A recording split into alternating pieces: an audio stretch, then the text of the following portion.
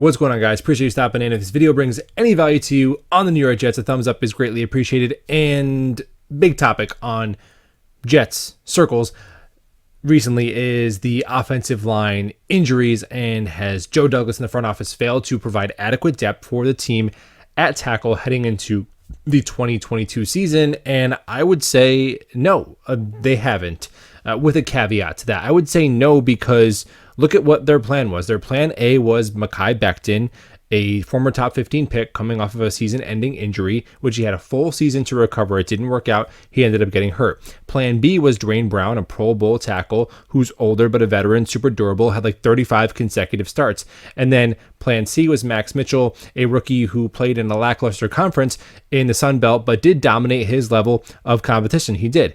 And most NFL teams at either tackle spot, their plan A is not as talented as Mekhi Becton. Their plan B is nowhere near as accomplished as Dwayne Brown. And their plan C is like a roster bubble fringe practice squad guy, not even a fourth round pick. So there's only so much you can do to mitigate injuries. And if you want to blame JD because he took Mekhi Becton, there was injury concerns, even though he only missed one game in his college career and like 2 games in his rookie season.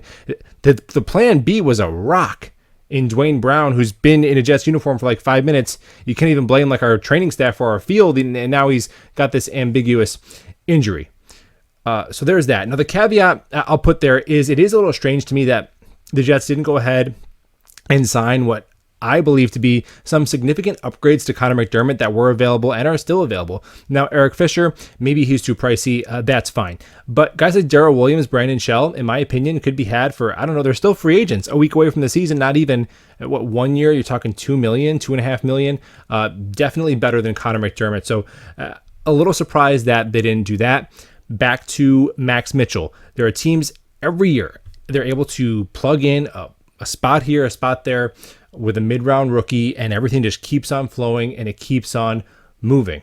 I watched an example of it. The game is still going on right now. The Buffalo Bills blowing out the defending Super Bowl champions, and last offseason they went into the offseason with like no right tackle. Just, we don't know who's going to play. And they take a rookie in the 3rd round, Spencer Brown. They plug him in right away. He's a full-time starter the full season, and it's just fine.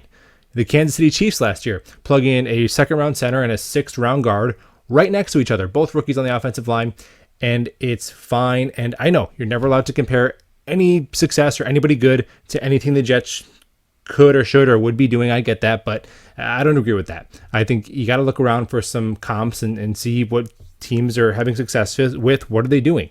So what is it that enables those teams to do that? But with the Jets, it kind of feels like a death sentence if we have to go out there and roll out Max Mitchell before we originally planned to. Why is that? Is it coaching, or is it overall roster talent? Is it culture? And I think, honestly, as crazy as it sounds, most NFL fans actually underestimate the extent to which quarterback play moves the needle on freaking everything, man. It changes the lens on every single thing in your organization. It really does. And brings us to Josh Allen. Number one, man, kind of in my feelings watching Josh Allen get like suplexed every other play, and he's popping up, trash talking, smiling, and Zach Wilson scrambles once and he's out like 2 weeks to 7 years. And it's like, oh my God, come on. Can we catch a break? Obviously, Josh Allen's built different, all that. But the thing about Josh Allen and watching that game, he's getting the ball out like boom, boom, boom, boom. I never want to see Zach Wilson running and taking hits like Josh Allen, but when Josh Allen is in the pocket, man, that ball is coming out so fast, it almost doesn't seem to matter whose offensive line is. Sometimes, obviously, they have some really good weapons on the outside. They've done a lot to support him, and I think this is where the Jets are going to be at a turning point with Zach Wilson the next year or two. There's the development phase where the team has to do enough, reach a certain threshold where they bring that quarterback to a certain point, right? And then from there, that quarterback takes the torch and they bring that team to the next level. So some guys get there earlier than others. With Josh Allen, it was year 3. And with guys like Joe Burrow, it was year 2. Cam Newton as a rookie. So somewhere in the next 1 to 2 years with Zach Wilson, I hope that we can transfer that torch to him, because in my opinion, even with the Dwayne Brown injury notwithstanding, I think they have done enough in terms of overall talent on the offensive side of the football to get Zach to that threshold in the next year or two. because, Fant's a solid tackle. Both of your guards are excellent. You got a solid center. You have weapons all around, 4 deep at wide receiver, 3 deep at running back, 3 deep at tight end. So there's enough there.